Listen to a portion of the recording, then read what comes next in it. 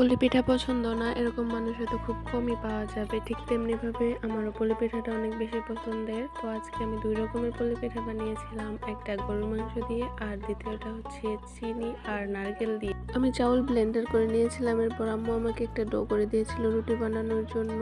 এখানে আমি ছোট ছোট করে রুটি বানিয়ে নিচ্ছিলাম। আর এটা হচ্ছে গরুর মাংস, রান্না করা গরুর মাংস ছোট ছোট করে কেটে সেখানে পেঁয়াজ মরিচ এবং যাবতীয় মশলা দিয়ে আম্মু ভেজে দিয়েছিল তেল দিয়ে।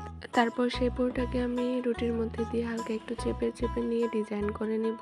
ডিজাইন করাটা হচ্ছে আসলে নিজের মধ্যে অনেকে অনেক সুন্দরভাবে করতে পারে, কিন্তু আমি এরকমই করতে পারি। আবার অনেকে তো আছে যে পিঠাটা সাজ দিয়ে বানায়, কিন্তু আমি হাত দিয়ে বানাতে বেশি পছন্দ করি, কারণ ডিজাইনটা আমি নিজেই করতে পারি।